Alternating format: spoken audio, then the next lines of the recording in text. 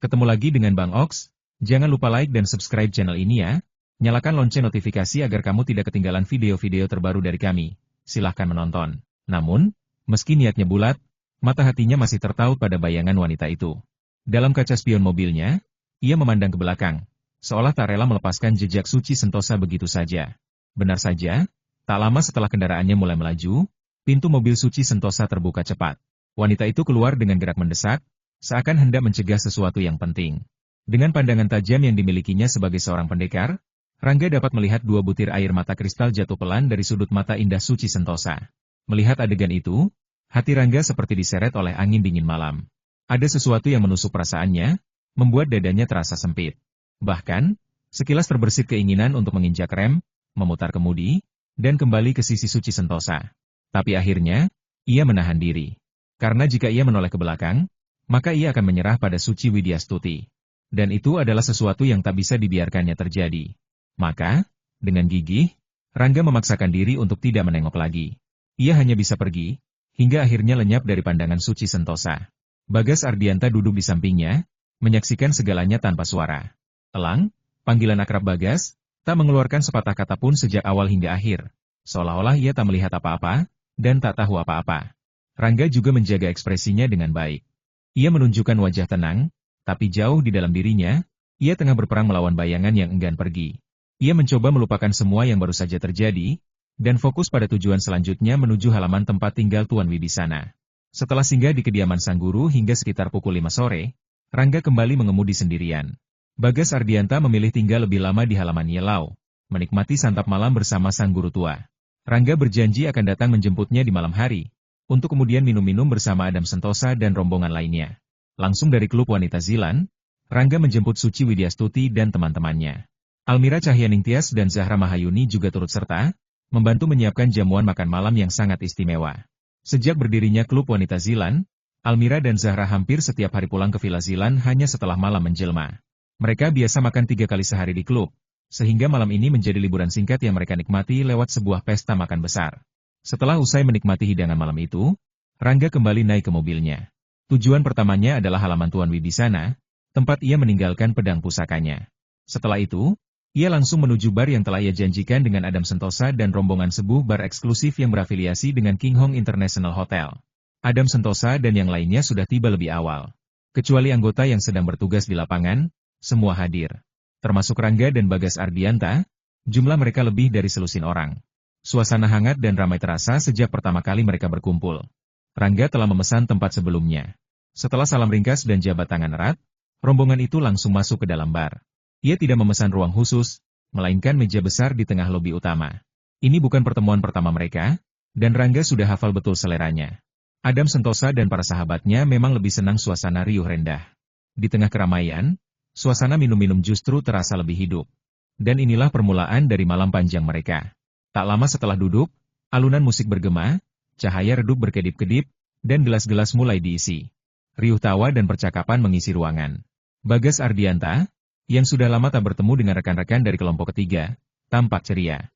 Meskipun biasanya ia dikenal dingin dan jarang bicara di luar misi, namun saat berkumpul dengan saudara-saudara sendiri, ia justru lebih banyak bicara dari biasanya. Dalam dunia silat, persaudaraan adalah segalanya.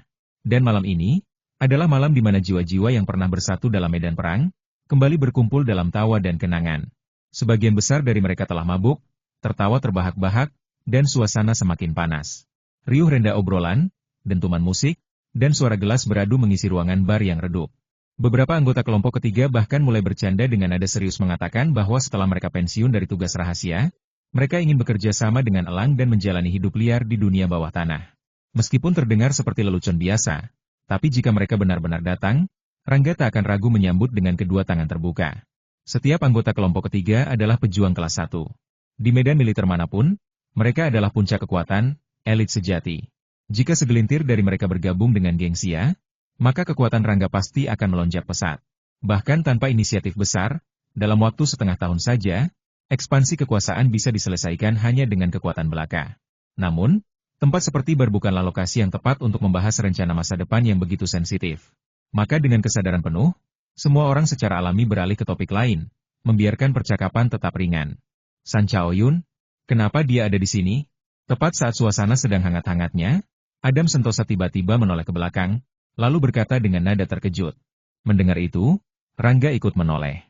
Dan benar saja, tidak jauh dari tempat mereka, San Chaoyun sedang berjalan maju bersama belasan pemuda perkasa menuju meja Rangga dan rombongan. Yang lebih mencolok lagi, mata San Chaoyun lurus menatap Rangga. Saat Rangga balik menatap, pandangan mereka bertemu seperti dua pedang yang saling tabrak, menghasilkan percikan tak terlihat. Rangga langsung merasakan aura permusuhan yang tebal dari San Chaoyun. Tidak perlu dipikir panjang, ia tahu pasti kali ini, San Chaoyun datang karena dirinya. Dan dugaan itu ternyata benar. Walau memang kebetulan, San Chaoyun sedang bersiap menjalankan misi penting dalam beberapa hari mendatang, sehingga ia ingin melepas rindu dengan saudara-saudaranya sesama pasukan khusus. Namun, ia tak menyangka akan bertemu dengan Adam Sentosa, Rangga, dan rombongan di tempat ini. Yang pertama kali ditatap oleh San Chaoyun adalah Adam Sentosa. Hubungan keluarga San dan keluarga Sentosa sudah lama akrab. Sejak kecil, San Chaoyun dan Adam Sentosa sudah saling kenal baik. Apalagi kini Adam Sentosa memiliki identitas istimewa, maka meskipun Rangga tidak ada di sini, ia tetap akan menyempatkan diri mampir untuk menyapa. Apalagi karena Rangga ada di sana, San Chaoyun tentu takkan melewatkannya. Saudara Su, kamu juga sedang minum di sini. Sapanya duluan pada Adam Sentosa. Panggilan saudara Su telah ia gunakan selama lebih dari 10 tahun, sejak masih muda. Ada banyak orang, suasana juga ramai, jawab Adam Sentosa santai. Namun matanya sekilas beralih ke Rangga, memberi isyarat diam-diam. San Chaoyun tersenyum tipis. Setelah berkata demikian, ia langsung mengarahkan saudara-saudaranya untuk duduk di sekitar meja. Kelompok ketiga dan pasukan khusus militer selama ini memang sering bekerja sama. Hampir semua teman yang dibawa oleh San Chaoyun adalah para elit pasukan khusus. Beberapa di antaranya bahkan pernah mengikuti seleksi penilaian dari kelompok ketiga.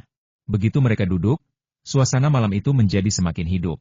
Ketika lebih dari selusin anggota kelompok ketiga duduk bersanding dengan lebih dari selusin elit pasukan khusus, terciptalah aura tak terlihat yang sangat kuat. Para tamu di meja sekitarnya bahkan mulai merasa sesak napas, seolah-olah udara di sekitar mereka menjadi lebih berat. Tujuan San Chaoyun jelas. Setelah duduk, ia sempat mengangkat gelas untuk bersulam umum, lalu akhirnya mengarahkan pandangannya kepada Rangga. Dengan suara tenang namun penuh maksud, ia berkata, "Anda pasti Rangga. Saya sudah menonton program klinik gratismu. Keterampilan medismu memang hebat." "Biasa saja," jawab Rangga singkat. Ia lalu meneguk birnya, tanpa menunjukkan reaksi lebih lanjut. Namun di dalam diam itu, api perseteruan baru mulai menyala pelan. San Chaoyun ikut meneguk birnya. Namun, baru saja gelas itu menyentuh meja, ia langsung berkata dengan suara rendah namun tegas, "Rangga, ada sesuatu yang ingin kutanyakan padamu. Bagaimana kalau kita bicara sebentar di luar?"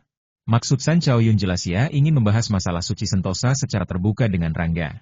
Tapi meskipun begitu, ia tetap menjaga wajah Rangga, memberikan alasan yang cukup halus agar tidak membuat suasana tegang. "Oke, ayo keluar dan bicara," jawab Rangga singkat tanpa ragu. Ia memang sudah menduga dari awal bahwa San Chaoyun datang untuknya. Maka, tak perlu banyak cakap lagi, Rangga langsung berdiri dan berjalan keluar dari lobi bar, diikuti oleh San Chaoyun dari belakang.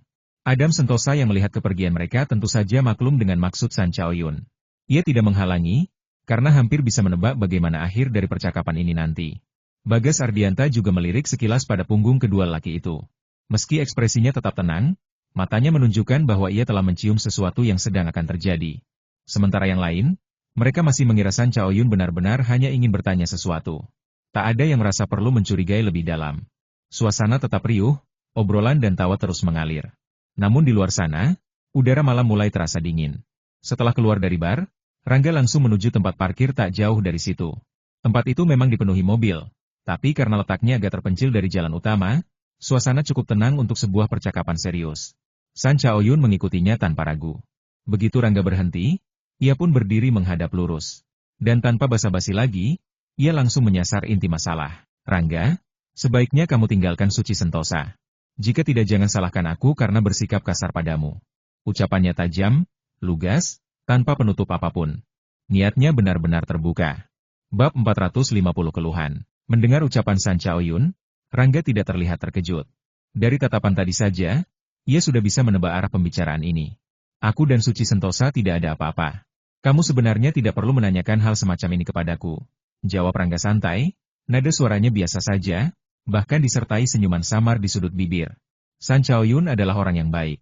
Jiwa kesatria dan rasa tanggung jawabnya tinggi. Kepribadiannya hampir mirip dengan Adam Sentosa, tulus, jujur, dan penuh harga diri.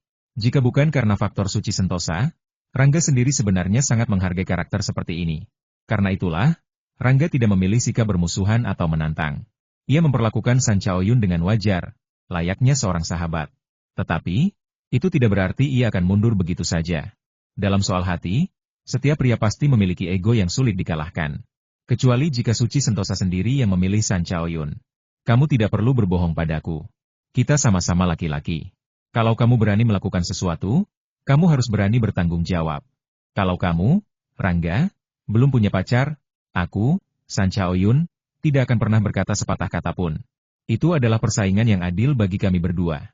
Tapi kamu sudah punya hubungan. Bahkan jika Jingi tidak menyukaiku, aku tidak akan pernah membiarkanmu mencampuri urusan dia. Aku tidak akan pernah. Nada bicara San Chaoyun penuh keyakinan. Ia tidak menyembunyikan sedikit pun niatnya. Ia bukan lelaki yang takut kalah. Jika kalah, itu artinya ia memang belum pantas. Tapi satu hal yang tidak akan ia biarkan adalah Rangga merusak hati Suci Sentosa. Jika Rangga sudah punya pacar, maka ia takkan tinggal diam. Kalau kamu hanya ingin bilang itu semua, lebih baik tidak usah lanjutkan. Kita semua sudah dewasa. Jingi punya pendapatnya sendiri. Beberapa hal tidak bisa diputuskan hanya dengan omongan kita. Jika kamu menyukainya, kejar saja dengan kepala tegak. Aku tidak akan pernah ikut campur. Rangga tidak berniat membahas lebih jauh. Setelah berkata demikian, ia jelas ingin mengakhiri percakapan.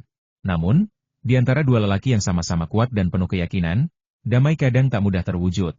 Dan api perseteruan antara mereka, mungkin baru saja mulai menyala. Namun, San Chaoyun tidak berniat membiarkan Rangga pergi begitu saja. Melihat punggung Rangga yang mulai berjalan menjauh, ia segera melangkah cepat dan berdiri tepat di depannya. Matanya tajam, sorotannya tak kalah dingin. Tidak. Jika Anda seorang laki-laki, lakukan dengan lebih baik. Saya menghormati Anda sebagai seorang dokter yang hebat, tetapi masalah ini harus dijelaskan dengan jelas. San Chaoyun adalah lelaki yang pandai dalam banyak hal dari segi kemampuan tempur hingga disiplin militer. Namun, seperti manusia biasa, ia pun memiliki kelemahan. Bukan karena lemah, tapi karena terlalu serius dalam urusan hati. Entah itu soal persaudaraan atau cinta antara pria dan wanita, ia selalu membawa emosi tinggi yang kadang membuatnya gagal memahami lawan bicara. Itulah alasan ia datang malam ini untuk menyelesaikan masalah ini dengan jelas bersama Rangga. Karakternya memang sangat baik di medan latihan maupun misi. Namun ketika urusan asmara muncul, ia seperti kehilangan arah. Ini bukan pertama kalinya ia merasakan cinta. Tetapi setiap kali, hasilnya sama penolakan. Ia bahkan tak menyadari bahwa sikapnya yang terlalu keras dan lugas kerap membuat wanita menjauh. Aku tidak ingin mengatakan apa-apa lagi padamu. Tolong minggir, desis Rangga sambil sedikit mengernyit. Nada suaranya tenang, namun mengandung tekanan samar. Ia sudah cukup memberi ruang dan kesempatan, dan semua orang yang hadir di bar tadi adalah kenalan mereka berdua. Tidak. Jika kamu tidak menjelaskannya hari ini, aku tidak akan mengizinkanmu pergi. Jawab San Chaoyun tanpa goyah. Matanya menatap lurus, tekadnya bulat. Kalau begitu, kamu bisa terus bicara di sini sendirian. Aku masuk dulu. Rangga akhirnya melangkah maju, meninggalkan San Chaoyun yang masih berdiri tegak di tempat. Ia terlalu malas untuk melanjutkan percakapan ini. Dalam hidupnya, ada banyak hal yang layak diperjuangkan, tapi bukanlah soal cinta yang belum tentu nyata. San Chaoyun ingin mencegahnya, tapi tiba-tiba tubuhnya terasa aneh. Ototnya kaku, syarafnya seperti terputus dari otak. Ia hanya bisa berdiri diam, tak mampu bergerak, bahkan suara pun tak keluar dari tenggorokannya. Wajahnya langsung berubah menjadi terkejut, lalu ngeri.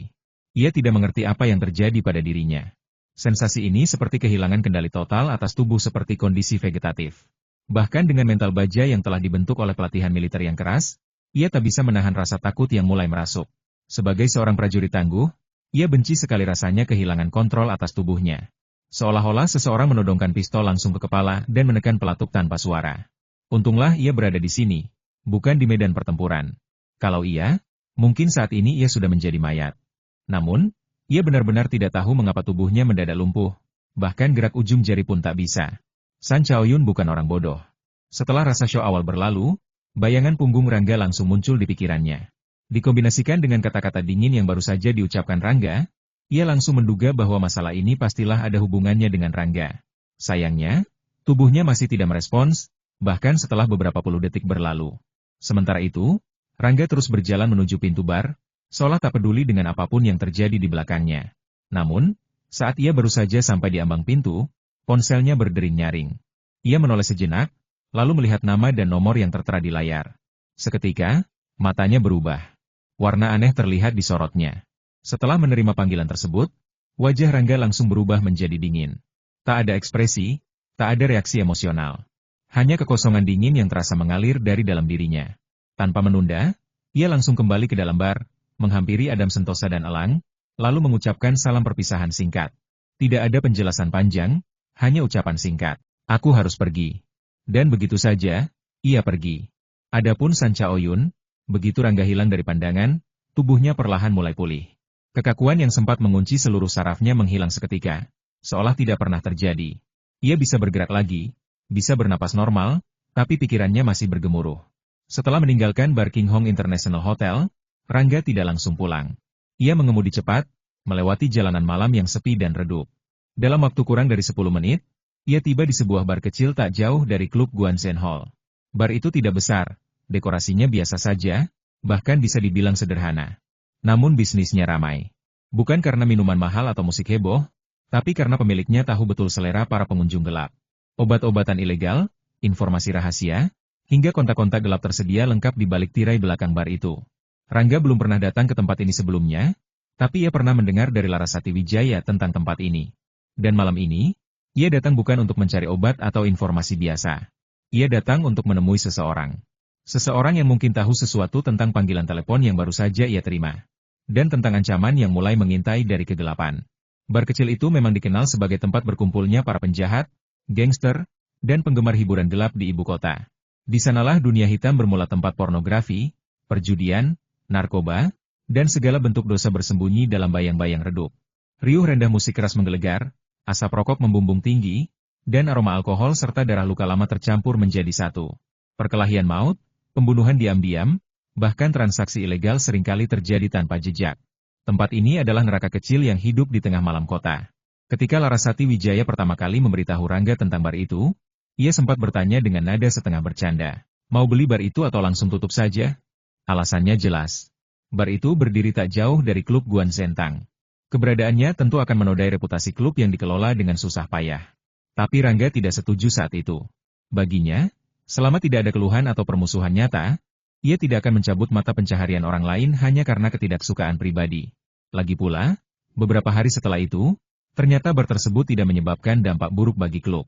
Dan akhirnya, Rangga pun melupakannya. Namun siapa sangka, malam ini Suci Sentosa, wanita yang biasanya tidak pernah mendekati tempat seperti ini, justru berada di sana. Setelah menerima panggilan darinya, Rangga hampir saja menginjak pedal gas sampai lepas. Nada suara Suci Sentosa terdengar panik, sesak napas, seakan sedang terbenam dalam air dingin tanpa dasar. Bagaimana mungkin hati Rangga tidak terguncang? Ukuran bar itu memang biasa saja, bahkan bisa dikatakan sempit. Tidak ada tempat parkir khusus, tapi Rangga sama sekali tidak peduli. Mobilnya berhenti tepat di depan pintu masuk, rem menggeretak tajam. Tubuhnya turun seperti angin menusuk dinding malam, lalu ia langsung bergerak cepat menuju dalam bar.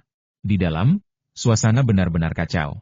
Musik keras menggema, lampu warna-warni berkedip-kedip, dan bau alkohol serta parfum murahan menyengat hidung. Di lobi yang luas, ratusan orang berkumpul gangster berseragam compang-camping, wanita dengan pakaian minim, pecandu narkoba yang matanya sayu, serta para pedagang gelap yang menjual barang larangan dengan senyum licik. Namun dalam kerumunan liar itu, Rangga langsung melihat Suci Sentosa. Ia berdiri di atas panggung merah yang terletak di tengah bar, tubuhnya tegak namun gemetar. Tangannya erat memeluk dadanya, seolah-olah mencoba melindungi diri dari pandangan liar sekeliling. Ia ingin turun, tapi langkahnya dicegah oleh lusinan gangster yang berdiri melingkarinya. Beberapa gadis jalanan bersiul dari kejauhan, menonton seperti sedang menyaksikan pertunjukan kesenangan semata. Tas Suci Sentosa sudah direbut. Beberapa gangster tampak sedang membagi uang di dalamnya. Yang lain memperhatikan kartu bank, ponsel, hingga produk wanita yang mereka temukan. Mereka tertawa keras, seolah-olah itu adalah hadiah dari langit. Melihat semua ini, wajah Rangga langsung berubah menjadi es tebal. Amarah menggelegar di dalam dadanya, bagai gunung berapi yang siap meledak. Sementara itu, ekspresi Suci Sentosa penuh ketakutan. Ia tidak menyangka semuanya bisa menjadi begini. Sayangnya, ketika ia menyadari kesalahan itu, semuanya sudah terlambat. Sejak pertemuan sore tadi dengan Rangga, jiwanya terasa hilang. Setelah pulang ke klub, pikirannya terusik, perasaannya tak tenang. Setiap kali mengingat Rangga pergi, air matanya mengalir tanpa sadar. Dalam keadaan seperti itu, ia baru menyadari betapa dalamnya ia telah jatuh cinta pada Rangga, cinta yang datang tanpa disadari, tanpa izin, dan tanpa kemampuan untuk menghindar.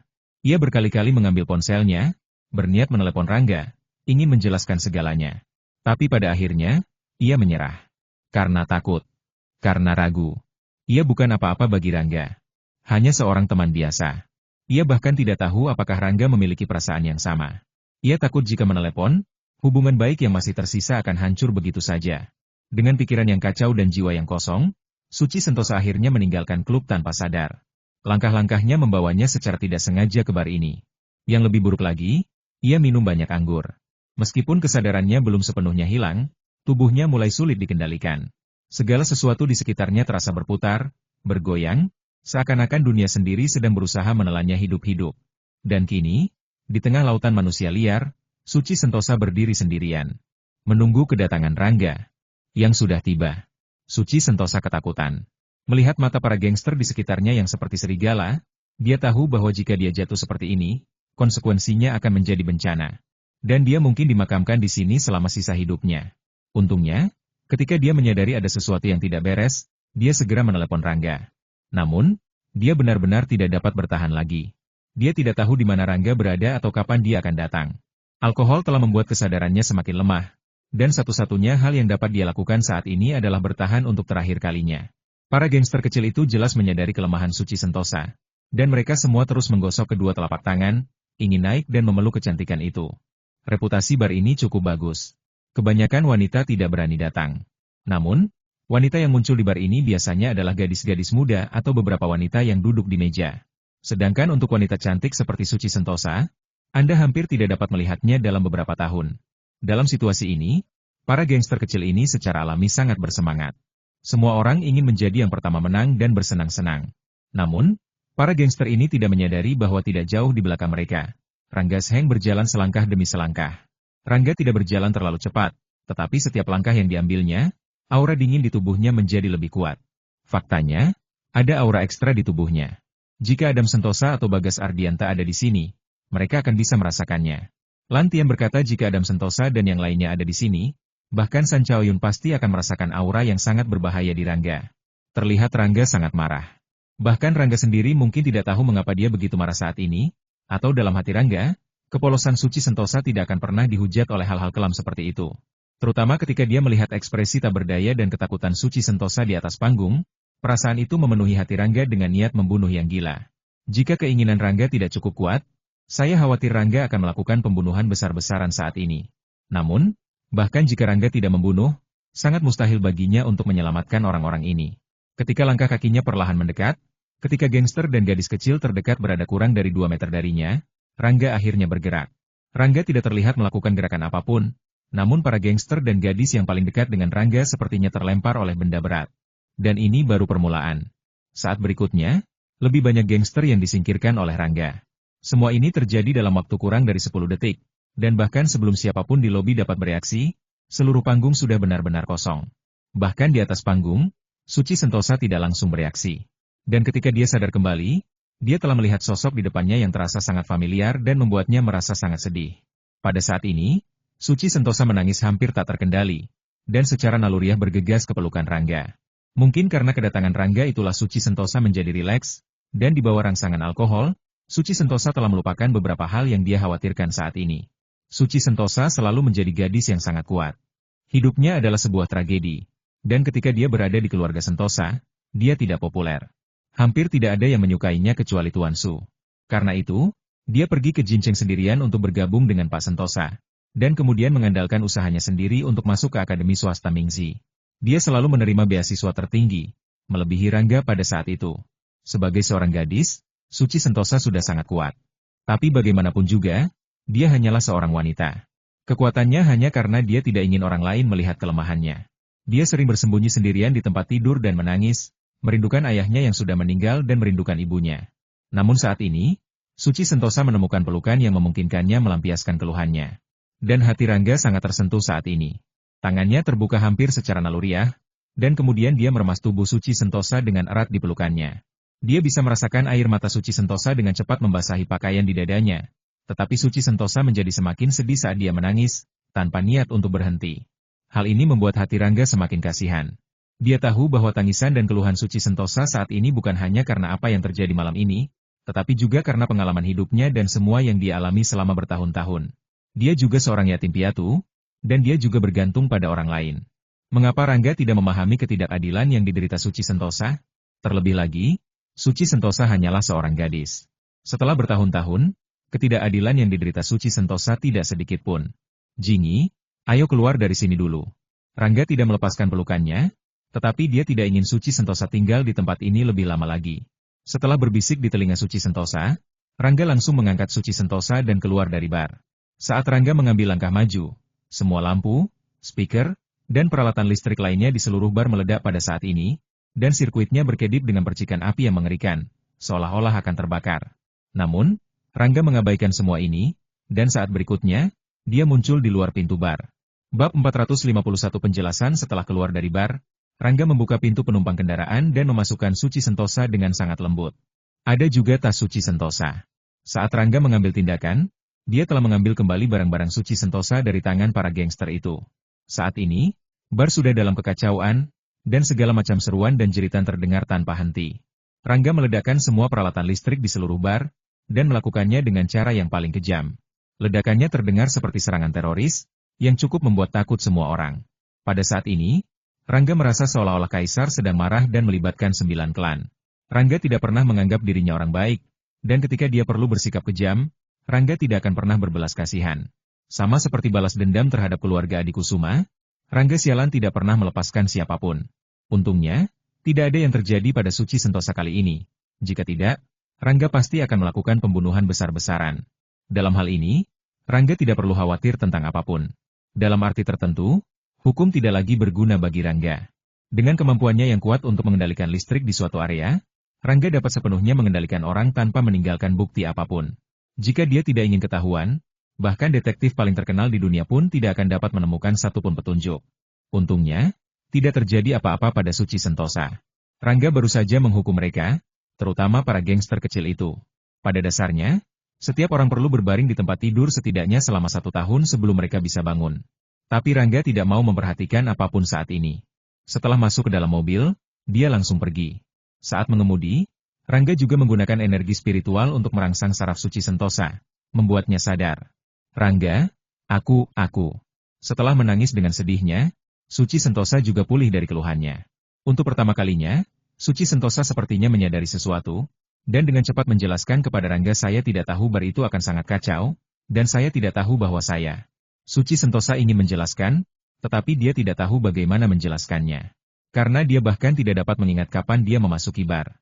Dia hanya tahu bahwa dia menghabiskan sepanjang sore dalam keadaan kebingungan, menunggu saat ini untuk bangun sepenuhnya. Rangga dapat merasakan keadaan pikiran Suci Sentosa saat ini, dan berkata dengan lembut, Jingi, kamu tidak perlu menjelaskannya, saya mengerti. Jika itu orang lain, Rangga mungkin tidak akan mempercayai apapun, tetapi Suci Sentosa berbeda. Rangga tahu gadis seperti apa Suci Sentosa itu, dan ketika dia melihat Suci Sentosa menangis seperti itu, Rangga pada dasarnya memahami segalanya. Terus terang, Rangga masih harus disalahkan. Dia pergi pada sore hari. Meskipun dia tidak ingin mengganggu Suci Sentosa dan San Chaoyun, di dalam hatinya, apakah Rangga mau mengakuinya atau tidak, dia masih merasa sedikit cemburu. Oleh karena itu, Rangga tidak memerlukan penjelasan Suci Sentosa atau apapun, karena dia sudah menemukan jawaban dari Suci Sentosa. Rangga, San Chaoyun dan aku tidak ada hubungannya satu sama lain.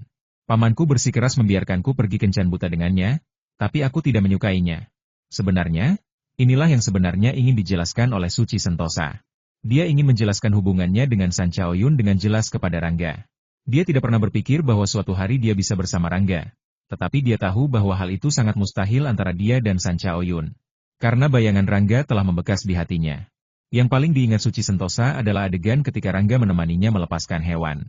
Saat itu, kakinya secara tidak sengaja terkilir, dan Ranggalah yang membantunya pergi selangkah demi selangkah. Faktanya, sejak saat itu, bayangan Rangga sudah ada di hatinya. Rangga menjawab dengan lembut tanpa berkata apa-apa lagi. Karena saat ini Zui tidak tahu harus berkata apa atau bagaimana mengungkapkannya. Karena hubungan antara dia dan Suci Sentosa berada dalam keadaan yang sangat berbahaya saat ini, dan terobosan apapun mungkin di luar kendali. Setelah Suci Sentosa menjelaskan, dia merasa jauh lebih santai. Dia awalnya tidak tahu bagaimana menjelaskannya kepada Rangga. Tetapi setelah minum malam ini, dia akhirnya mengatakan semua yang ingin dia katakan. Meskipun jawaban Rangga sangat sederhana, Suci Sentosa dapat merasakan sesuatu yang dia inginkan saat ini. Dan aura ini pun membuat aura di dalam mobil lambat laun menjadi sedikit ambigu. Dalam situasi ini, Rangga tidak berani mengatakan apapun, jadi dia hanya bisa berkendara menuju Guanzhen Hall Club. Saat ini, Rangga tidak mungkin mengirim Suci Sentosa kembali ke kompleks keluarga Sentosa. Jadi Guanzhen Hall Club tidak diragukan lagi adalah pilihan terbaik Rangga. Barnya tidak jauh dari Guanzhen Hall Club. Namun, saat Rangga dan Suci Sentosa tiba di klub, waktu sudah menunjukkan sekitar jam 9 malam. Paviliun kesehatan dan departemen restoran belum selesai bekerja. Ketika Rangga tidak membuat janji untuk berobat, gedung klinik rawat jalan klub pada dasarnya sangat sepi. Saat ini, kecuali satpam yang bertugas dan gadis di meja depan, pada dasarnya tidak ada seorang pun di gedung rawat jalan. Namun meski begitu, Rangga masih memiliki beberapa keraguan, dan Suci Sentosa juga memiliki beberapa keraguan. Setelah dia terbangun sedikit di bawah rangsangan energi Sukma Rangga, Suci Sentosa tidak membiarkan Rangga memeluknya lagi. Dia juga tidak membiarkan Rangga mendukungnya. Rangga tidak mengikutinya masuk, tetapi berjalan menuju restoran dan mengambil sekantong kecil barang dari restoran. Setelah itu, Rangga naik lift menuju kantor di lantai 5. Suci Sentosa tidak kembali ke kantornya karena Rangga memintanya untuk menunggu di aula hingga Rangga kembali. Meskipun Rangga telah menstimulasi saraf dengan energi Sukma untuk membuat Suci Sentosa sadar, efek alkohol masih sangat jelas. Pergilah ke kantorku. Aku membeli kudzu dan jijuzi. Pergilah dan istirahatlah, dan aku akan membuatkanmu bubur yang menenangkan. Rangga memberitahu Suci Sentosa secara langsung bahwa dia baru saja pergi ke restoran untuk membeli bubur yang menenangkan. Bubur yang menenangkan ini adalah fitur utama dari klub Guanzhen Tang. Dapat dengan cepat menenangkan dan menghilangkan bau alkohol dan stamina berbagai anggur. Mendengarkan apa yang dikatakan Rangga, Suci Sentosa jelas merasakan perasaan manis di hatinya. Setelah menjawab dengan lembut, dia berdiri dan memasuki kantor Rangga bersama Rangga. Suite di kantor Rangga masih dilengkapi dengan sangat baik, dan segala jenis furnitur tersedia. Rangga pertama-tama meminta Suci Sentosa untuk beristirahat, lalu dia membawa bahan-bahannya ke dapur dan mulai memasak bubur untuk Suci Sentosa. Suci Sentosa memeluk lututnya dan duduk di antara sofa di aula kecil, terbungkus selimut yang dibawakan Rangga untuknya. Suci Sentosa memegang selimut itu erat-erat, dia tidak kedinginan sama sekali. Bahkan bisa dikatakan hati Suci Sentosa masih sangat hangat saat ini. Mata indahnya terus menatap ke arah dapur, karena di dapur itu ada seorang anak laki-laki yang membuatnya merasakan kehangatan yang tak ada habisnya. Suci Sentosa menyadari bahwa dia sepertinya menyukai perasaan ini, terutama perasaan sendirian dengan Rangga, yang bahkan membuatnya merasa sedikit terpesona. Sayangnya perasaan ini hanya berumur pendek. Ibarat Cinderella yang memakai sepatu kaca, setelah pukul 12, semua keindahannya akan hancur. Tapi Suci Sentosa tidak peduli. Yang dia hargai adalah perasaan saat ini. Setidaknya dia akan membiarkan dirinya mengingat perasaan ini. Mungkin dia tidak akan bisa memiliki perasaan emosional seperti ini di masa depan, tapi setidaknya, dia pernah memilikinya. Rangga tidak membuat Suci Sentosa menunggu lama. Sekitar 20 menit kemudian, dia keluar dari dapur dengan semangkuk bubur yang mengepul. Rasa buburnya sangat harum, aroma obatnya sangat ringan, bahkan bisa membuat orang merasa nafsu makannya besar setelah menciumnya. Baunya enak sekali. Suci Sentosa mengernyitkan hidung kecilnya dengan sangat manis. Dilihat dari penampilannya saat ini, selama itu dimasak oleh Rangga sendiri, dia mungkin akan menganggapnya sangat lezat. Rangga meletakkan bubur yang sudah mabuk di depan Suci Sentosa, dan kemudian berkata dengan lembut, makanlah sedikit, kamu akan merasa lebih baik. Istirahat yang baik di malam hari, dan bangun besok. Saya akan mengurus masalah di klub. Suci Sentosa mengangguk dengan lembut. Kelembutan Rangga membuat hatinya selalu terasa hangat. Suci Sentosa tidak lagi mengendalikan perasaannya terhadap Rangga, karena dia tidak lagi ingin mengendalikannya. Jika dia menyukainya, dia akan menyukainya. Dan jika dia jatuh cinta, dia akan jatuh cinta. Bahkan jika mereka tidak bisa bersama, tidak ada yang bisa menghilangkan kekuatan ini darinya. Rangga tidak terburu-buru untuk pergi. Dia setuju dengan Suci Widyastuti ketika dia keluar bahwa dia akan kembali lagi nanti malam. Oleh karena itu, dia bisa menunggu Suci Sentosa beristirahat sebelum pergi. Suci Sentosa makan dalam porsi kecil. Saat dia berbicara, dia akan mengangkat wajahnya dari waktu ke waktu. Matanya yang indah tidak bisa tidak melirik ke arah Rangga. Ketika dia melihat Rangga menatapnya, dia tampak seperti anak kecil yang telah melakukan kesalahan, dan dengan cepat menundukkan kepalanya. Keterampilan memasak Rangga cukup baik. Meskipun Suci Sentosa tidak lapar, dia masih minum semangkuk kecil bubur. Dan kondisi mentalnya jauh lebih baik dari sebelumnya. Efek dari bubur Rangga yang menenangkan masih sangat jelas. Setidaknya, Suci Sentosa terlihat jauh lebih energik saat ini. Kecuali wajahnya yang sedikit merah, dia tidak bisa melihat ekspresi memabukkan sebelumnya. Baiklah, kamu istirahatlah lebih awal. Sudah hampir waktunya aku kembali. Ingat, Istirahatlah yang baik di malam hari dan bangunlah besok malam. Rangga melirik ke arah waktu, lalu berdiri dari sofa sambil berbicara. Yah, mengemudilah dengan hati-hati. Melihat Rangga hendak pergi, Suci Sentosa merasa sedikit kecewa, tetapi dia tidak ingin menyimpan apapun. Dia tidak ingin merusak hubungan antara Rangga dan Suci Widyastuti, karena itu akan bertentangan dengan niat awalnya pada Suci Sentosa. Dia menyukai Rangga, tetapi kecuali Rangga sangat menyukainya, dia tidak akan pernah melakukan apapun untuk memisahkan Rangga dan Suci Widyastuti, dan dia tidak dapat melakukannya. Setelah meninggalkan klub, Rangga langsung berkendara kembali ke Zilan Villa dan yang lainnya tidak tidur, tetapi berkumpul untuk membicarakan tentang klub wanita Zilan. Perkembangan klub wanita Zilan sangat lancar, terutama metode mandi yang ditemukan oleh Zahra Mahayuni. Setelah sekian hari mencoba, akhirnya membuahkan hasil kecil. Tidak ada wanita yang tidak menyukai kecantikan. Setelah dipastikan pemandian khusus di klub wanita Zilan efektif, jumlah anggota baru di klub wanita Zilan semakin bertambah seolah-olah sedang meroket, terus melonjak. Semua ini tampak seperti klub Guan Zentang sebelumnya. Selama tidak ada masalah besar dalam pengoperasiannya, pada dasarnya akan memasuki masa ledakan yang cepat. Adapun Suci Widyastuti, setelah dia benar-benar meletakkan semua properti keluarga Wibisana, dia juga fokus pada klub wanita Zilan. Tak perlu dikatakan lagi, Zahra Mahayuni, klub wanita Zilan lebih seperti rezeki spiritual baginya. Bagi klub wanita Zilan, dia harus bekerja lebih keras dan mengabdi lebih dari siapapun. Zahra Mahayuni bahkan bersikeras meluangkan waktu setiap hari untuk mempelajari cara mandi baru, agar ciri khas klub wanita Zilan semakin beragam. Almira Cahyaningtyas juga membatalkan rencana awalnya.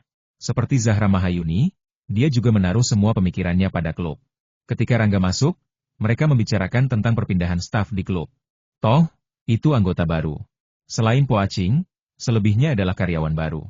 Setelah observasi rahasia selama hari-hari ini, Suci Widyastuti dan yang lainnya memiliki beberapa ide kasar di benak mereka, dan menyusun daftar terperinci, yang secara kasar mencatat kemampuan setiap karyawan.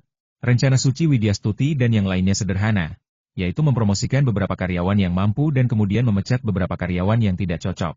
Suci Widyastuti dan yang lainnya mendiskusikannya dengan sangat serius, dan tidak mengatakan apapun tentang kembalinya Rangga. Rangga tidak mengganggu mereka.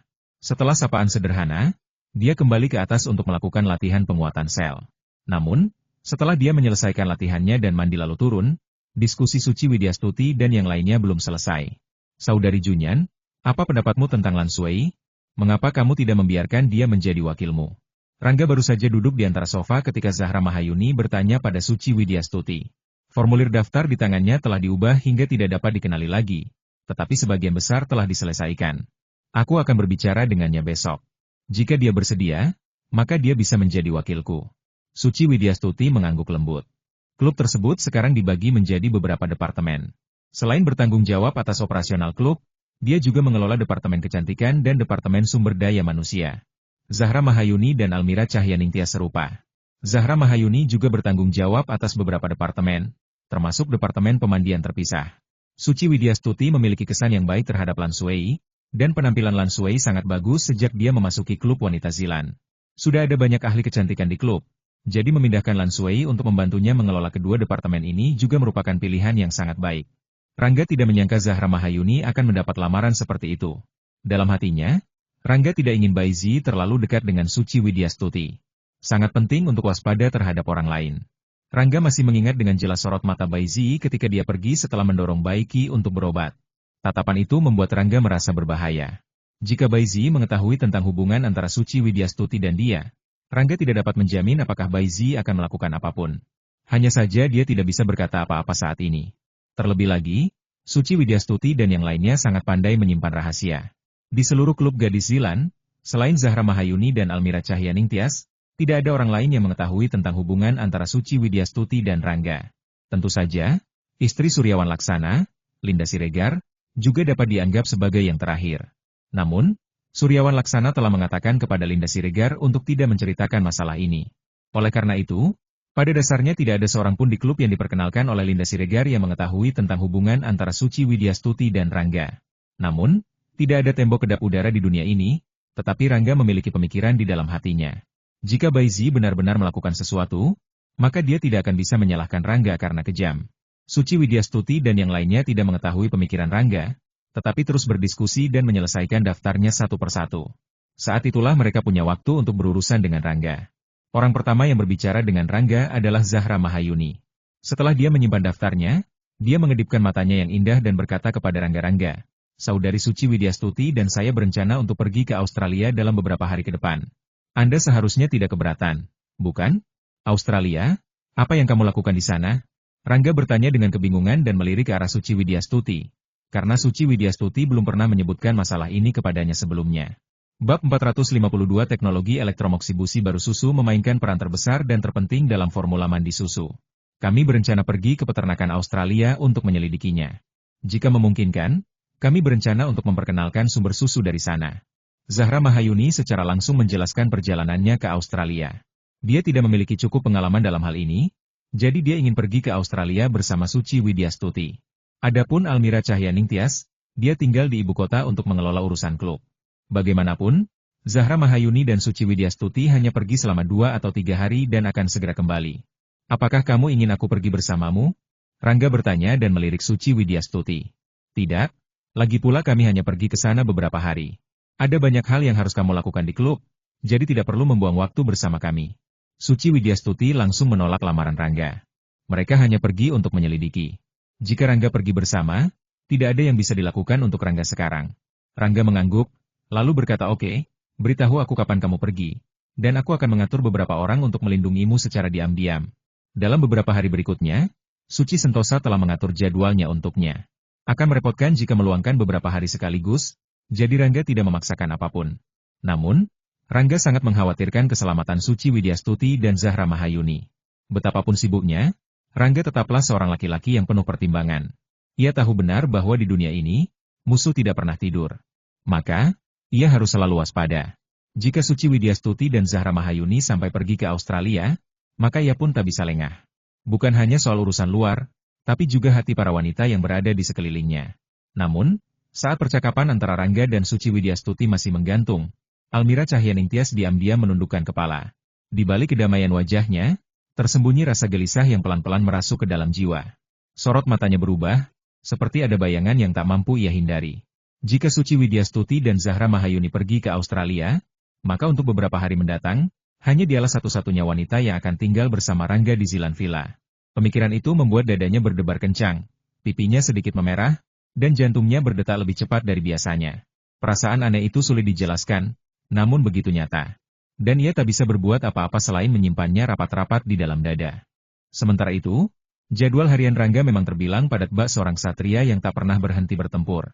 Dalam 2 hari terakhir saja, hampir seluruh waktunya habis di Guanzhen Hall Club.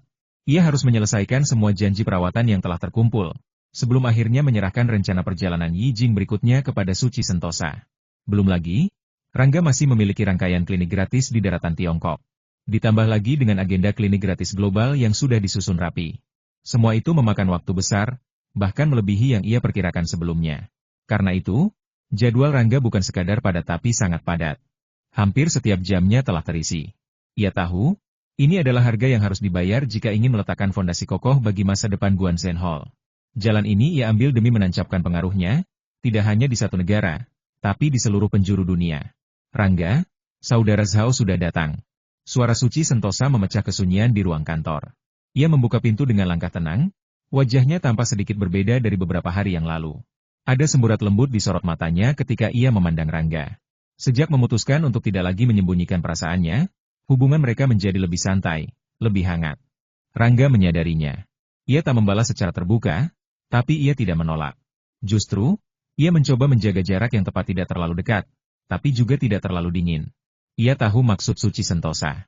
Niat itu tersirat jelas dalam tatapan dan gerak-geriknya. Dan meskipun Suci Sentosa tidak menyembunyikan isi hatinya, ia pun tidak berniat menghancurkan hubungan apapun yang telah terjalin antara Rangga dan wanita lain. Hubungan mereka kini ibarat sahabat karib yang saling percaya, saling melindungi, dan saling mengerti. "Baiklah, biarkan dia masuk," kata Rangga singkat, sambil melipat dokumen anggota klub yang baru saja selesai ia teliti. "Iya, Pak," jawab Suci Sentosa lembut. Lalu ia berjalan keluar menuju aula depan. Beberapa saat kemudian, ia kembali, kali ini didampingi oleh Zhao Tianyu. Zhao Tianyu langsung duduk di sofa empuk ruang kerja Rangga. Setelah memastikan Rangga siap mendengarkan, ia membuka tas kulit hitamnya dan mengeluarkan sebuah dokumen tebal. "Pak, rencana klinik gratis global telah selesai. Silakan baca terlebih dahulu," ujarnya dengan suara mantap. Rencana klinik gratis global yang disusun oleh Zhao Tianyu telah mengalami perubahan besar dari versi awal. Dalam beberapa hari terakhir, ia bersama timnya telah melakukan penyempurnaan demi penyempurnaan, hingga akhirnya dokumen itu kini berdiri sebagai rencana yang matang dan siap dijalankan. Gumam Rangga singkat ketika menerima dokumen tersebut. Ia membukanya dengan tenang, namun sorot matanya menunjukkan ketertarikan. Setelah beberapa saat berlalu, ia mengangguk pelan. Meskipun ada sedikit perubahan dalam susunan acara, secara keseluruhan Rangga merasa puas dengan hasil kerja keras Zhao Tianyu. Saat ia selesai membaca, Zhao Tianyu pun melanjutkan penjelasannya dengan suara mantap. Tuan, pemberhentian pertama adalah Moskow, Rusia. Persiapan sudah dimulai di sana. Acara akan dilangsungkan pada tanggal 10 bulan depan. Masih ada sekitar 20 hari lagi. Ia menatap Rangga dengan keyakinan, lalu menambahkan, selain itu, persiapan untuk klinik gratis Anda di Wuhan juga sudah dimulai. Tinggal 5 hari lagi. Pengaturan ini dibuat berdasarkan jadwal perjalanan yang telah dirancang oleh Saudari Suci Sentosa. Tidak akan terjadi benturan atau konflik. Zhao Tianyu memang bukan orang sembarangan. Ia tahu betul cara menyusun rencana dengan efisien dan presisi. Ia juga menyisakan cukup banyak ruang bagi klinik gratis Wuhan, meskipun skalanya kali ini lebih besar dari sebelumnya. Namun, jika melihat pengalaman dari klinik gratis terakhir, segala sesuatunya masih bisa dikendalikan dalam waktu 10 hari. Artinya, Rangga masih memiliki 5 hari setelah klinik Wuhan selesai untuk mempersiapkan diri menuju Moskow. Perhentian pertama lebih penting. Perhatikan situasi di Moskow dengan baik, ujar Rangga singkat, namun penuh makna. Moskow adalah titik awal dari rangkaian klinik gratis global. Ini bukan hanya soal reputasi Guanzhen Hall, tapi juga tentang nama besar Rangga di dunia internasional. Ia tidak ingin terjadi kesalahan apapun, terlebih lagi kesalahan non-medis yang bisa mencoreng wajah para pejabat setempat. Namun, Rangga tetap percaya pada kemampuan Zhao Tianyu. Ia hanya memberikan sedikit pengingat, karena ia tahu, Zhao pasti sudah menyiapkan segala sesuatunya dengan sangat teliti. Tuan, jangan khawatir. Saya, Zhao Tianyu, bersedia turun sendiri ke lapangan jika diperlukan.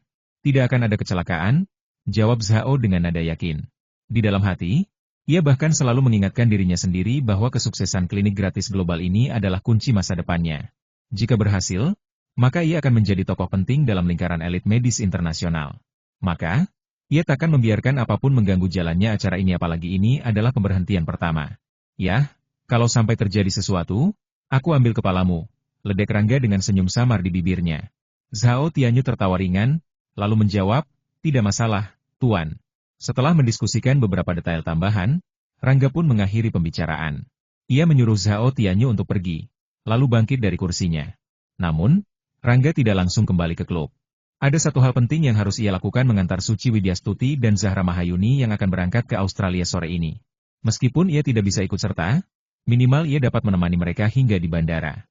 Soal keselamatan kedua wanita itu, Rangga telah membuat pengaturan sejak kemarin.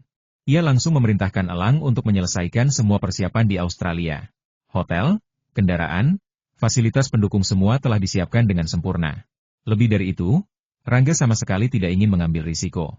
Untuk melindungi Suci Widyastuti dan Zahra Mahayuni, ia mengerahkan sekitar 50 orang pasukan elite para veteran yang sudah teruji keahliannya. Jumlah itu memang besar, tapi bagi Rangga, ini adalah harga yang pantas dibayar demi keselamatan orang-orang yang ia sayangi. Yang paling ia pedulikan saat ini bukanlah uang atau kekuasaan, melainkan keselamatan orang-orang di sekelilingnya. Bahkan jika pengaturan pelindung ini menghabiskan banyak biaya, baginya itu bukan masalah besar. Uang bukan lagi hal yang sulit didapat baginya. Dengan kecepatan seperti sekarang, ia bisa menghasilkan jumlah yang sama hanya dalam hitungan menit. Maka, ia tidak akan ragu-ragu dalam hal perlindungan. Baginya, nyawa orang-orang yang ia cintai jauh lebih berharga daripada apapun di dunia ini. Rangga segera kembali ke Zilan Villa. Langkah-langkahnya tenang, tapi terburu-buru.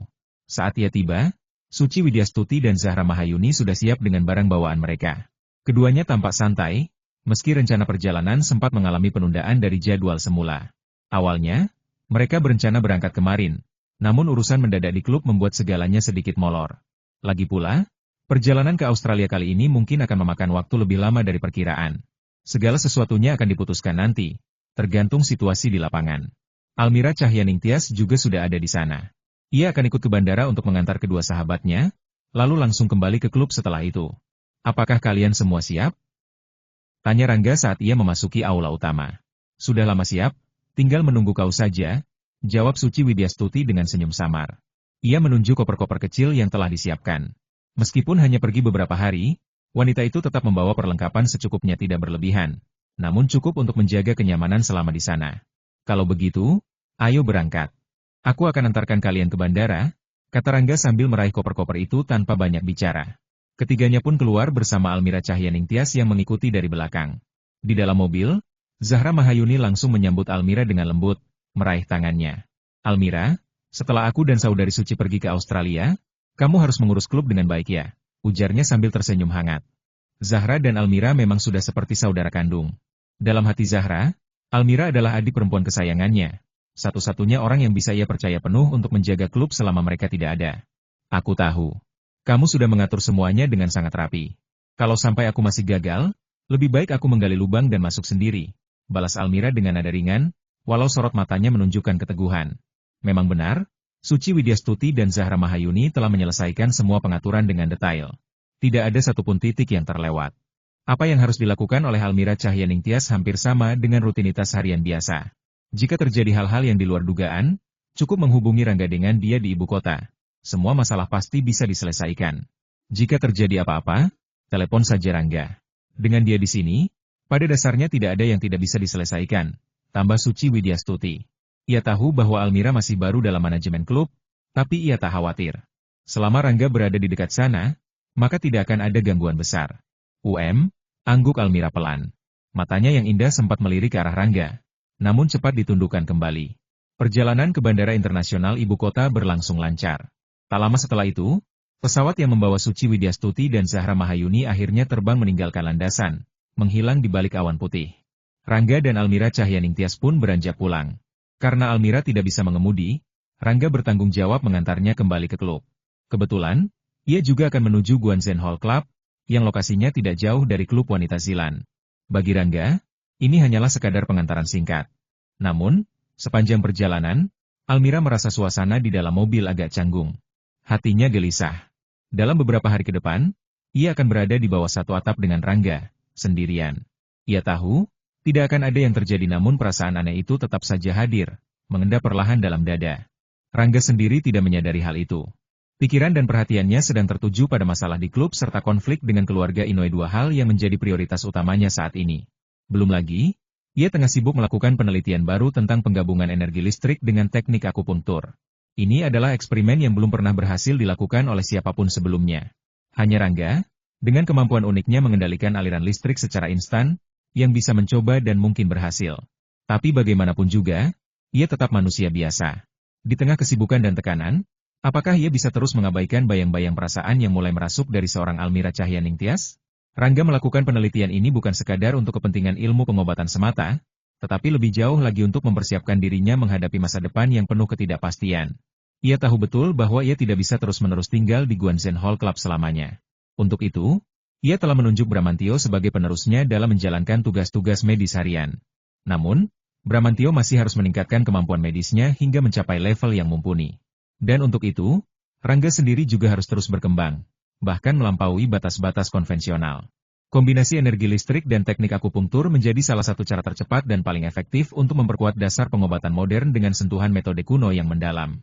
Maka dari itu, belakangan ini, Rangga banyak menghabiskan waktunya untuk eksperimen tersebut. Bukan hanya saat berada di klub, tetapi juga ketika ia kembali ke Zilan Villa.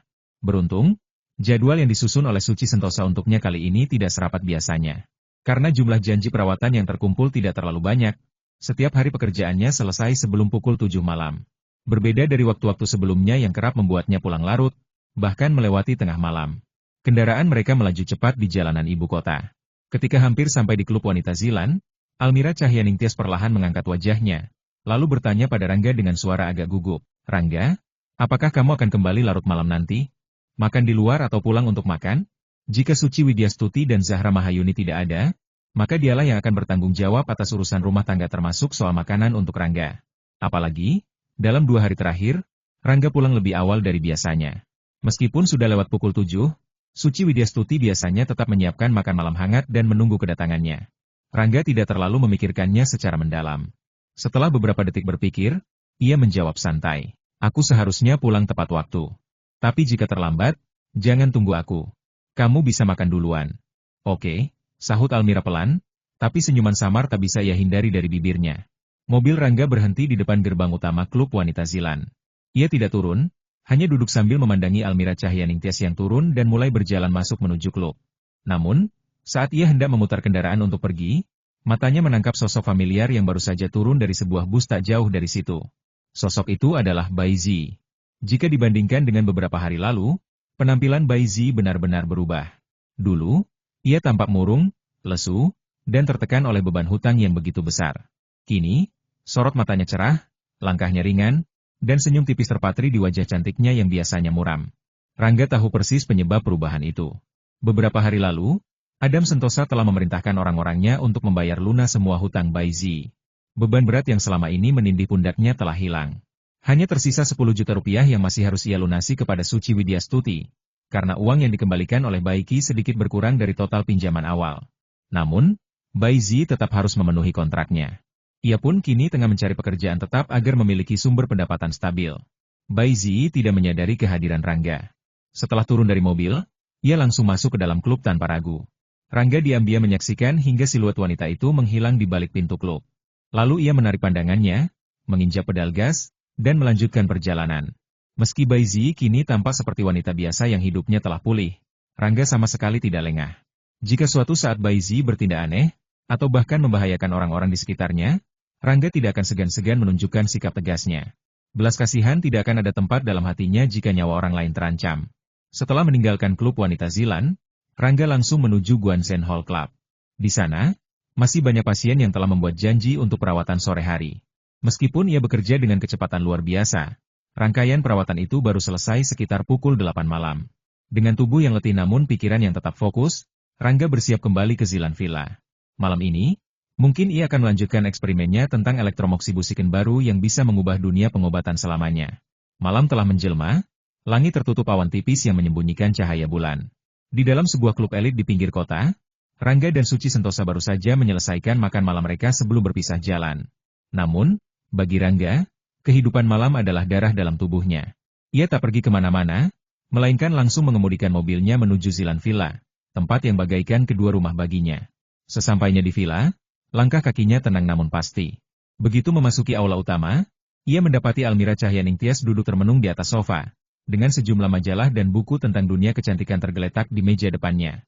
Sejak memutuskan untuk tinggal dan membantu Zahra Mahayuni mengelola klub, Almira mulai tekun mempelajari segala hal yang berkaitan dengan kecantikan. Meski masih hijau, semangat belajarnya tinggi. Apalagi waktu adalah sahabat baiknya. Setiap saat ia punya kesempatan, pastilah ia manfaatkan untuk menambah ilmu dan wawasan. Namun, sesekali pandangan matanya menerawang keluar villa, seolah menanti sesuatu atau seseorang. Dada kecilnya berdebar pelan setiap kali suara langkah atau deru mobil terdengar.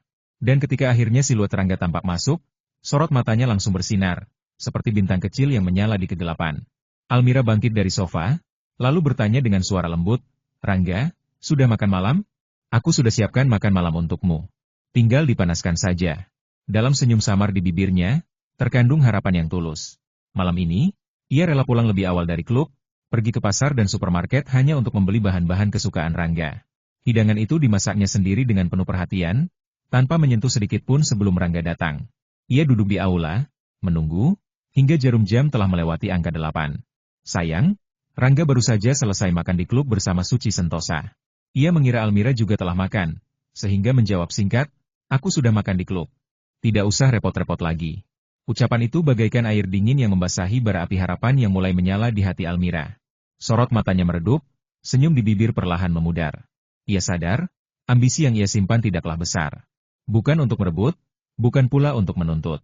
Ia hanya ingin sekali saja, melihat Rangga makan hidangan yang ia siapkan dengan tangannya sendiri. Sekadar melihat ekspresi tenang di wajah pria itu saat menikmati makanan yang ia masak dengan rasa sayang. Namun, semua itu pupus begitu saja. Rangga hendak melangkah naik ke lantai atas, tapi instingnya yang tajam membuatnya sempat menangkap perubahan samar pada sikap Almira. Pria itu berhenti, lalu menoleh kembali. "Almira, kamu sudah makan malam?" "Makan sudah makan," jawab Almira tanpa sadar, berusaha menutupi kekecewaannya. Tapi Tuhan kadang suka menguji kesabaran manusia. Baru saja kata-kata itu keluar dari bibirnya, perutnya berbunyi nyaring. Suara gemuruh itu menggema di aula yang sunyi, seperti gema lonceng kecil yang memecah kesunyian malam. Wajah Almira langsung memerah.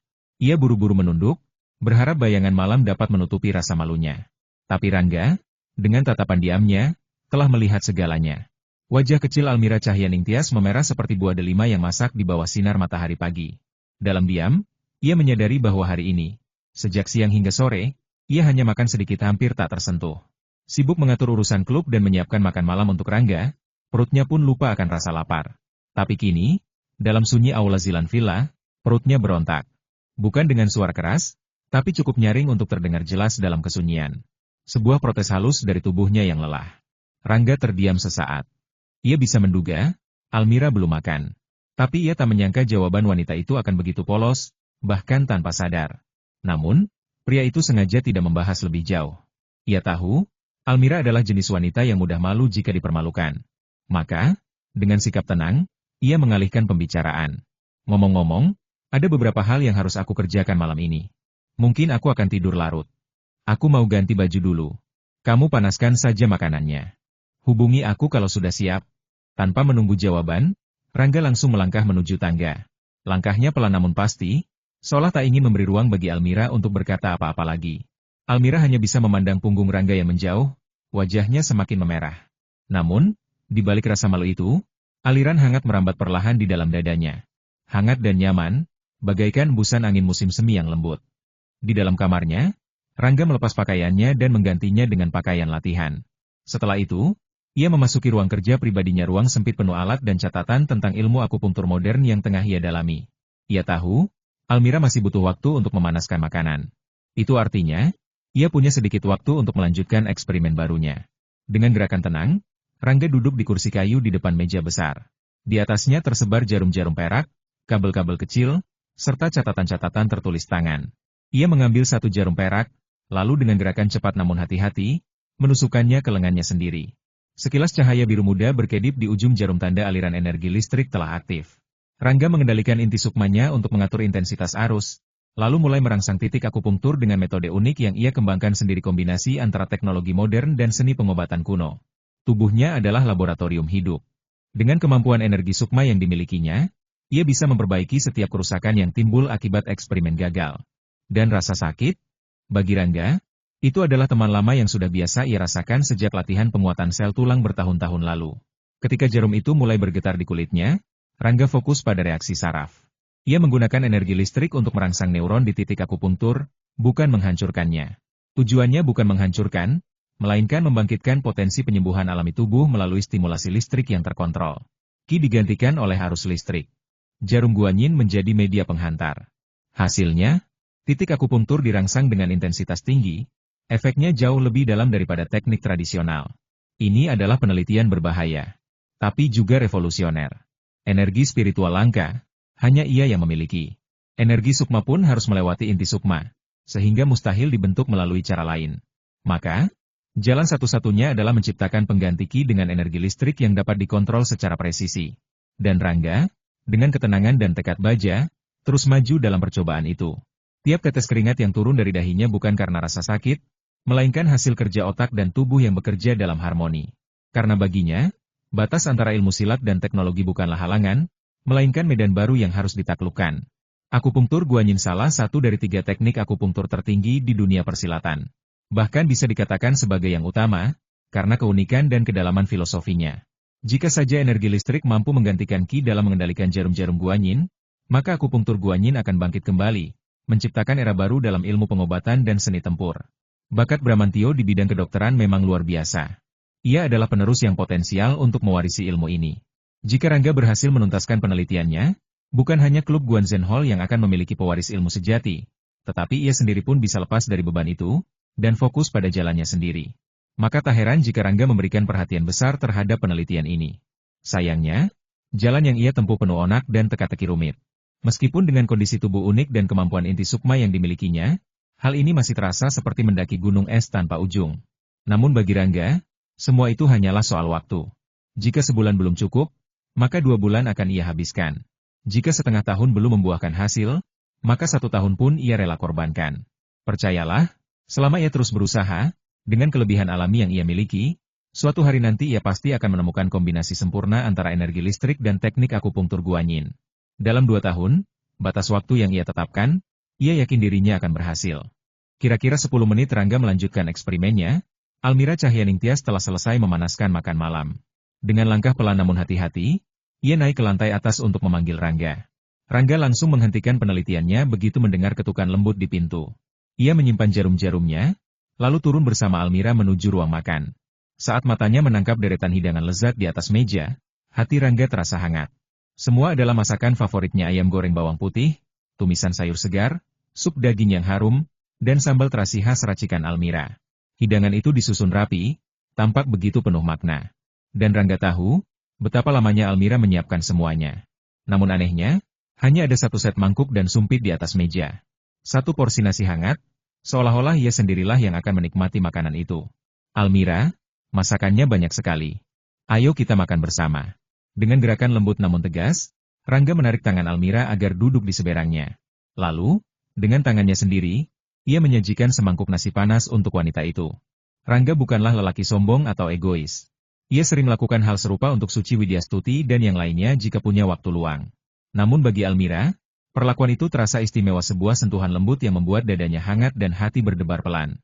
Untuk menghindari suasana canggung, Rangga mulai bertanya tentang perkembangan klub wanita Zilan. Topik demi topik mengalir lancar. Almira menjawab dengan semangat, wajahnya berbinar saat menceritakan detail-detail kecil yang terjadi di klub. Rangga mendengarkan dengan tenang, sesekali memberikan pendapat atau saran manajemen yang tajam dan bijak. Meskipun Rangga tidak secara langsung mengelola bisnis apapun saat ini, ia adalah pembelajar yang haus. Setiap hari ia berkembang, pikiran dan wawasannya semakin luas. Bisa dikatakan, jika ia benar-benar terjun ke dunia manajemen, ia pasti mampu melampaui bahkan Nadine Laksana, tokoh sukses yang selama ini dianggap sulit ditandingi. Sebaliknya, Almira masih hijau. Tapi ia bukanlah orang bodoh. Ia sadar, setiap kata yang keluar dari mulut Rangga adalah mutiara ilmu yang langka. Maka ia menyerap semuanya dengan penuh rasa syukur. Sambil berbicara, Rangga juga lahap menyantap makanan di depannya. Sekali duduk, ia sudah menghabiskan satu piring besar nasi dan lauk pauknya. Padahal sebelumnya ia sudah makan di klub, tapi tubuh abnormalnya mudah sekali membakar energi. Makan sedikit pun hanya membuatnya merasa sedikit kenyang. Almira, ia lapar, tapi hanya makan sedikit. Hatinya terlalu penuh dengan perasaan yang tak bisa dijelaskan dengan kata-kata. Dan dalam diam, ia menikmati malam itu, malam yang terasa begitu hangat, meski hanya di bawah sorot lampu redup di ruang makan Zilan Villa. Almira Cahyaningtyas memang bukanlah wanita yang memiliki nafsu makan besar. Baginya, cukup melihat Rangga makan dengan lahap saja sudah membuat hati dan perutnya terasa hangat dan kenyang. Dalam diam, ia memandangi pria itu dari balik bulu matanya yang lentik. Mata indahnya tak bisa menyembunyikan sorot kekaguman dan rasa bahagia yang samar namun mendalam. Wajah mungilnya bercahaya, senyum mengembang tanpa sadar seolah bunga musim semi mekar dalam kesunyian. Di saat seperti ini, Almira merasa hidupnya begitu ringan, seolah semua beban dunia telah lenyap. Cukup malam ini saja. Cukup sekali ini saja. Ia yakin, kenangan ini akan tersimpan lama di dalam lubuk hatinya, menjadi harta batin yang tidak ternilai harganya. Usai makan malam, Rangga langsung naik ke lantai atas. Kali ini, ia tidak melanjutkan eksperimen akupunktur listriknya, melainkan bersiap untuk latihan rutin penguatan selatihan brutal yang hanya bisa dilakukan oleh tubuh seistimewa miliknya. Begitu masuk ke kamar mandi, udara mulai bergetar. Energi listrik deras mulai berkumpul dari segala penjuru, tertarik ke arah Rangga bagaikan air menuju pusaran. Ini adalah hasil kerja dari kemampuan kontrol listrik regional yang dimilikinya, kemampuan langka yang memungkinkannya menyerap dan mengendalikan energi listrik di sekitarnya. Dulu, latihan penguatan sel daging dan darah saja sudah membutuhkan energi yang sangat besar. Kini, setelah menambahkan latihan penguatan sel tulang, kebutuhan energi Rangga telah mencapai tingkat yang hampir mustahil bagi manusia biasa. Jika seseorang bisa melihat aliran listrik di udara, ia pasti akan terkejut sampai lumpuh melihat tubuh Rangga yang seolah diselimuti badai petir. Pria ini benar-benar tenggelam dalam lautan energi listrik. Sel demi sel di tubuhnya menerima aliran listrik bertegangan tinggi. Tidak ada kata ampun. Setiap serabut otot, setiap jaringan, bahkan sumsum di dalam tulangnya dirangsang hingga batas maksimal. Dan dalam proses inilah, kekuatan fisiknya terus meningkat. Setengah jam berlalu. Indikator kekuatan sel di pikiran Rangga menunjukkan angka peningkatan sebesar 36%. Masih jauh dari level luar biasa, tapi ia tak terburu-buru. Dengan ritme latihan seperti ini, ia percaya dalam 3 hingga 4 bulan ke depan, ia akan mencapai tahap baru. Tulangnya sendiri kini telah menjadi lebih kuat dari baja tempaan terbaik. Bisa dikatakan, jika ada paduan logam legendaris, tulang Rangga mungkin bisa disejajarkan dengan mereka. Itulah hasil dari latihan harian yang tak kenal lelah, meskipun rasa sakitnya seperti ribuan jarum menusuk sumsum tulang. Namun, itulah harga yang harus dibayar untuk mencapai kekuatan sejati. Rangga sangat menantikan level luar biasa. Bukan sekadar peningkatan kecil, melainkan evolusi total dari kemampuan fisik dan sukmanya. Level ini adalah ambang pintu menuju kekuatan yang sesungguhnya, bukan lagi fondasi, melainkan wujud nyata dari potensi sejati. Menurut informasi dari kecerdasan inti sukma, ketika level inti sukmanya meningkat ke tahap luar biasa, kekuatannya akan mengalami ledakan besar.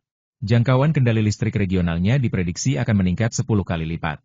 Hanya dengan kemampuan itu saja, Rangga yakin dirinya bisa menghancurkan lawan-lawan yang sebelumnya sulit dikalahkan. Belum lagi dua kemampuan baru yang bakal menyertainya, kontrol guntur dan penguatan sel tingkat lanjut. Kontrol guntur akan membuka gerbang barunya sebagai praktisi yang mampu mengendalikan petir dari langit. Meski masih pada tahap awal, kemampuan ini adalah senjata yang sangat mematikan. Sementara penguatan sel tingkat lanjut akan memberikan transformasi menyeluruh pada tubuhnya, menjadikannya lebih tangguh, lebih cepat, dan lebih kuat dari sebelumnya. Sayangnya, efek sebenarnya belum bisa dirasakan sampai level inti sukmanya naik. Tapi Rangga sabar. Ia tahu, selama ia terus maju, selama ia terus berlatih tanpa henti, hari itu pasti akan datang. Dan ketika saatnya tiba, ia akan berdiri lebih tinggi dari siapapun, seolah-olah ia adalah petir itu sendiri, raja di tengah badai. Bab 454, hargai orang-orang di depan matamu. Waktunya, paling lama tinggal 4 bulan lagi. Itu cukup bagi Rangga untuk membuktikan semua teori, semua latihan, dan semua pengorbanan yang ia lakukan selama ini. Namun malam itu, di dalam Zilan Villa yang sunyi, kehangatan bukan hanya berasal dari ilmu silat atau percobaan listriknya, tapi juga dari seorang wanita kecil bernama Almira Cahyaning Tias. Setelah membereskan piring-piring makan malam, senyum masih menghiasi wajah cantiknya. Ia memang mudah sekali merasa puas. Kekecewaan yang sempat menyelinap masuk kini telah lenyap tanpa bekas, tergantikan oleh hangatnya perhatian Rangga meski hanya berupa ajakan makan bersama. Almira adalah tipe wanita yang tidak membutuhkan banyak hal untuk merasa bahagia. Cukup dengan melihat orang yang dicintainya tersenyum, rasanya sudah seperti mimpi indah yang bisa membuatnya tertawa dalam tidur. Dalam diam, ia mulai memahami isi hatinya sendiri. Perasaannya terhadap Rangga dulu mungkin hanyalah rasa terima kasih karena telah menyelamatkannya, melindunginya, dan memberinya tempat. Tapi semakin hari, rasa itu berubah. Niat baik perlahan-lahan berganti menjadi perasaan yang lebih dalam. Dan akhirnya, ia sadar itulah cinta. Cinta yang tak pernah ia rencanakan. Cinta yang tumbuh perlahan tapi pasti. Meskipun ia tak pernah berani menegaskan perasaannya secara jelas, hatinya sudah tahu jawabannya. Sayangnya, cinta ini tampaknya harus tetap tersembunyi di dasar hati yang paling gelap. Rangga dan Suci Widyastuti memiliki hubungan yang begitu kuat. Almira tak punya niat untuk mengganggu, apalagi merebut. Ia tak ingin mengambil apapun dari mereka. Baginya, hidup seperti sekarang saja sudah cukup. Tinggal di dekat Rangga, melihatnya setiap hari, sesekali makan bersama, atau bahkan hanya bermain mahjong sambil bercanda ringan di ruang tengah villa, itu semua sudah merupakan anugerah besar baginya. Dan malam ini, waktu berdua yang langka terasa lebih berharga. Bisa memasak untuk Rangga, bisa makan berdua dengannya, cukup membuat hati Almira hangat dan penuh makna. Setelah selesai membereskan meja makan, Almira naik ke lantai atas. Kamarnya berada tepat di seberang kamar Rangga, sedangkan kamar Zahra Mahayuni berada di sebelahnya. Pintu kamarnya dibuka pelan, tapi sebelum masuk, matanya yang indah sempat melirik ke arah pintu kamar Rangga. Senyum tipis terukir di bibirnya. Hanya sekilas, tapi cukup untuk menunjukkan betapa berartinya pria itu bagi dirinya. Kamarnya berwarna putih salju dan kuning lembut, menciptakan suasana hangat dan damai. Sebuah warna yang menenangkan jiwa, persis seperti kepribadiannya. Di sebelahnya, kamar Zahra Mahayuni didominasi warna merah muda, sesuai dengan sifat ceria dan feminim pemiliknya. Almira tidak langsung beristirahat. Seperti biasa, ia menuju kamar mandi untuk ritual malamnya mandi susu. Zahra Mahayuni memang sangat teliti soal perawatan kulit, dan Almira ikut menikmati manfaatnya. Setiap malam, ia rela menghabiskan 1 jam lamanya berendam dalam air susu yang harum. Sama seperti Rangga yang selalu meluangkan waktu untuk latihan intensifnya. Di bawah sorotan redup lampu kamar mandi, Almira melepaskan rok panjangnya dengan gerakan lembut. Saat tubuhnya yang hampir sempurna terpantul di cermin besar, napasnya seolah tertahan sejenak. Kulitnya putih bagiok, lembut dan halus seperti sutra. Mandi susu telah menjadikannya lebih cantik dari sebelumnya. Sentuhan ujung jari di permukaan kulitnya terasa licin, nyaris tak bisa dipegang, namun kelembutan dan kenikmatan yang terasa sulit digambarkan dengan kata-kata. Tubuhnya pun telah berubah. Dari seorang gadis remaja yang polos, kini ia telah menjadi wanita dewasa dengan kurva yang menawan. Payudaranya kini lebih penuh, pinggang ramping, bokong bulat padat, dan kaki jenjang yang lentur. Segala keindahan itu terbentuk secara alami, tanpa paksaan. Bahkan Almira sendiri kadang merasa sedikit risih saat melihat dirinya di cermin. Ini adalah bagian terindah dari dirinya dan hanya ada satu orang di dunia yang pernah melihat semuanya. Pria itu adalah Rangga. Pria yang kini sedang berlatih di kamar atasnya, tenggelam dalam sambaran listrik dan badai energi. Pria yang tak pernah menyadari bahwa di balik senyum manis Almira, tersimpan sebuah cinta yang begitu dalam, begitu tulus namun juga begitu diam-diam. Sebuah cinta yang tak perlu diucapkan. Cinta yang cukup disimpan dalam-dalam, dan cukup dinikmati dalam kesunyian. Karena baginya, hidup yang tenang dan damai di dekat Rangga, sudah cukup untuk membuatnya merasa utuh. Di dalam samudera lamunan yang gelap, Almira Cahyaningtyas terjebak dalam pusaran kenangan malam itu. Tubuhnya seolah mencair dalam gempuran rasa yang tak mampu dihalau. Postur memalukan, nafsu liar yang menggelegak, dan kekar tubuh Rangga yang laksana baja semua membekas bak tinta merah di hati yang putih. Dalam keadaan seperti itulah, tanpa sadar dirinya telah berdiri lama di depan cermin. Saat kesadaran kembali, hangat menjalar di sekujur tubuhnya. Kulitnya yang semula seputih salju kini bersinar dengan semburat merah jambu yang menggoda. Namun yang lebih menggelora lagi adalah lumpur yang masih melekat di pangkalan pahanya. Wajah Almira langsung menyala, merah padam bagai buah persik ranum yang siap dipetik. Meski begitu, posturnya yang lemah gemulai, kulitnya yang halus serta nafas yang tersengal-sengal memberikan aura birahi yang sukar ditolak. Apa yang kupikirkan? Cepatlah mandi. Aku harus ke klub besok. Almira tidak berani melanjutkan bayangan itu. Ketakutan menghimpit hatinya. Ia berbalik pergi menuju kamar mandi, namun ternyata rok yang dilepas tadi masih tersangkut di kakinya. Dengan sedikit panik, ia menariknya keras-keras hingga tersandung dan jatuh menghantam bak mandi. Bukan hanya tubuhnya yang terbentur, kepala Almira juga menghantam tepi bak mandi dengan sangat keras. Darah segar bercucuran dari wajah cantiknya. Penglihatannya mulai gelap, kesadarannya pun melayang. Rok yang ditariknya tersangkut pada sebuah rak kecil di sampingnya. Rak itu pun hancur berkeping. Perlengkapan mandi di atasnya berjatuhan ke lantai dengan suara berantakan. Sementara itu, Rangga baru saja menyelesaikan latihan penyempurnaan sel tubuhnya. Setelah itu, ia beralih ke pelajaran rutin yang selalu ia tekuni setiap hari. Jika Suci Widyastuti ada, waktu itu akan ia habiskan untuk menemani sang kekasih. Tapi jika tidak, ia tidak akan menyia-nyiakan waktu sedetik pun. Tiba-tiba, telinganya menangkap suara benturan pelan namun nyata. Bagi manusia biasa, suara itu mungkin tidak terdengar. Tapi bagi pendengaran tajam Rangga, itu cukup mengundang perhatian. Ia bangkit dari kursi belajarnya. Suara itu berasal dari arah kamar Almira. Lagi pula, saat ini hanya mereka berdua yang tinggal di villa besar itu. Sebuah firasat buruk melintas di benak Rangga. Ia percaya pada intuisi sendiri. Tanpa ragu, ia keluar dari ruang kerja dan segera menuju kamar Almira. Pintu kamar Almira berada tepat di seberang. Ia tidak langsung mendobrak pintu, tetapi mengetuk 2 kali dan memanggil dengan suara rendah. Almira, apakah kamu di dalam? Ada apa? Namun jawaban yang didapat hanya sunyi mati. Rangga tidak menunda lagi. Dengan dorongan ringan dari tangannya, pintu kayu itu terbuka dengan mudah. Lampu kamar menyala, tetapi Almira tidak terlihat. Rangga langsung melangkah menuju kamar mandi, dan di sanalah ia melihat darah segar yang sudah menggenang. Wajah Rangga berubah drastis. Hatinya seperti dicekam oleh tangan es yang menusuk. Tubuhnya bergerak secepat kilat, menghilang dari pandangan mata biasa. Dan dalam kedipan mata, ia sudah berada di kamar mandi. Tong, ting, ting, ting. Istirahat dulu bosku. Lanjut ke video berikutnya dan jangan lupa like dan subscribe channel ini ya. Nyalakan lonceng notifikasi agar kamu tidak ketinggalan video-video terbaru dari kami, Tong, Ting.